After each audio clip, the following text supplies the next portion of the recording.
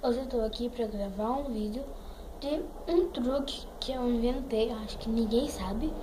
E hoje eu vou ensinar a fazer pra vocês. Aí, você vai precisar de uma embalagem desse desodorante aqui, ó. Tem essa bolinha, ó. Tem essa bolinha.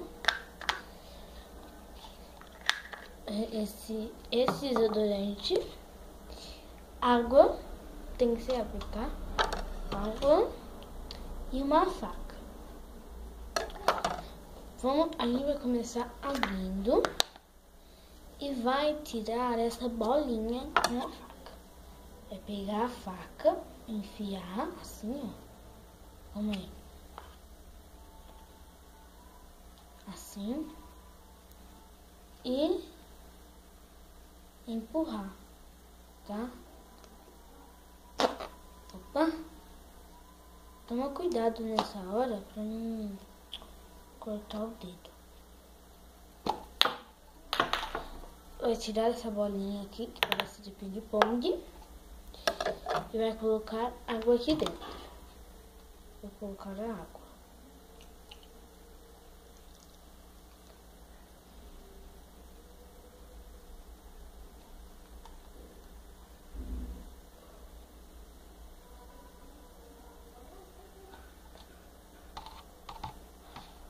Eu vou tirar um pouco do excesso.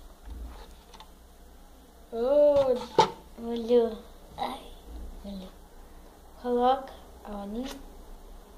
Esfriou a água. Coloca. E fecha. E tá pronto. Esse é pra você. Isso é um truque pra você se refrescar. Pra você se sentir mais refrescado. Aqui eu não vou usar muito porque já tá frio. Mas se você sair na sua cidade tá calor, você pode usar. E eu tô num fundo diferente, branco. Nunca tô nesse fundo, mas hoje eu vou fazer nesse porque não tenho tempo. E tá pronto. E aí é só agora passar quando tiver no verão. Você pode trocar toda hora.